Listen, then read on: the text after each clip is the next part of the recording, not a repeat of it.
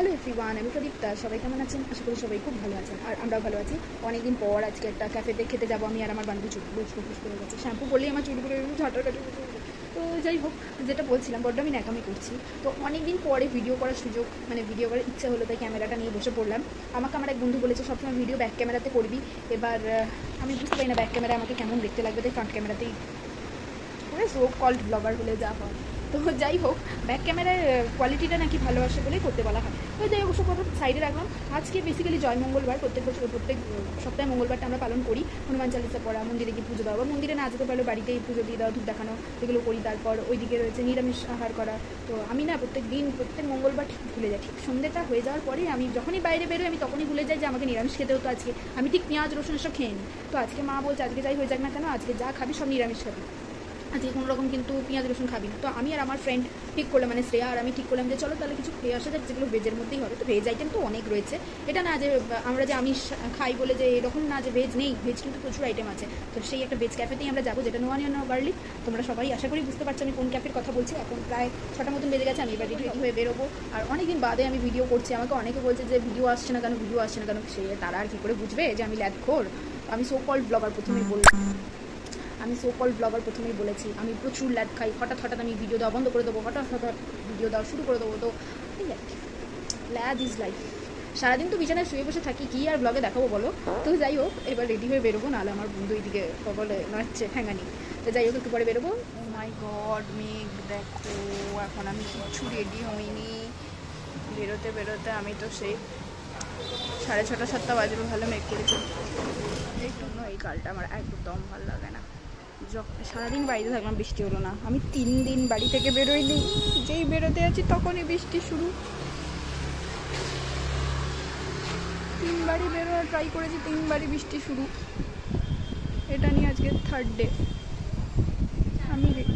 আমি fully ready. ভাল লাগে না আমার এরকম। ব্লগটা হবে না সাকসেসফুল, আজকেও আমার ব্লগটা সাকসেসফুল হবে না, কারণ ঘুরতে যাওয়াটা মনে হচ্ছে খুব তাড়াতাড়ি ক্যান্সেল হয়ে যাবে। আমাকে যারা জিজ্ঞাসা করে না যে ভিডিও কেন আসছে না, কি ব্যাপার, কি হলো, এইটাই একমাত্র রিজন ভিডিও না আসে। প্রত্যেকবার রেডি হয়ে বেরোতে যাবো, ঝড় বৃষ্টি শুরু হয়ে যায়। এখন বারান্দায় দাঁড়িয়ে ওয়েট করছি আমার বান্ধবী ফেরার জন্য। ওই দেখো করতে করতে চলে এসেছে, ওরা অর্ধেক ছাতা উড়ে চলে গেছে, বৃষ্টিও শুরু হয়ে গেছে। কি বলবো ওর, বলো, এভাবে কি ঘুরতে যাওয়া যায়?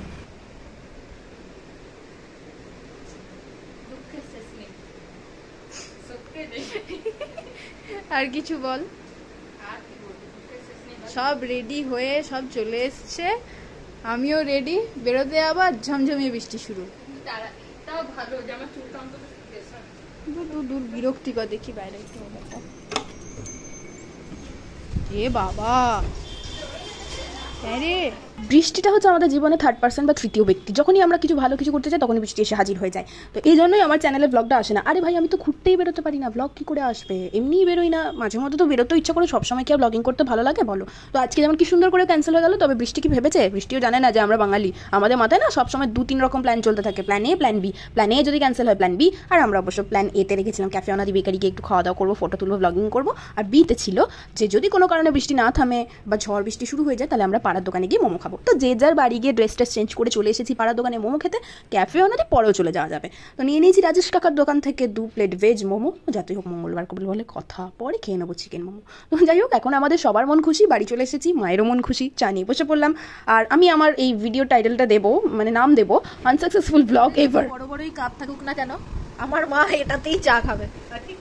ঠিক এতটাই না, এটা অনেকটাই পরিমাণ, অনেকটাই, কিন্তু ঠিক এইটাতেই খাবে। নাও।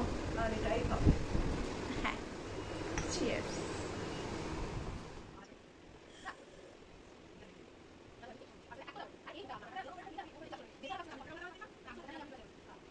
ঠান্ডা ঠান্ডা ওয়েদারে গরম গরম মোমো আর চা খেতে কিন্তু ব্যাপক লাগে। তো যাই হোক, মায়ের সাথে গসিপ করতে করতে চা খাই। আর ভিডিওটা এখানেই শেষ করছি। ভিডিওটা কেমন লাগলো সেটা আমাকে অবশ্যই কমেন্ট করে জানাবে। ভালো লাগলে একটা লাইক করে দেবে। দেখা হচ্ছে খুব তাড়াতাড়ি পরে একটা ভিডিওতে। এতক্ষণের জন্য টাটা।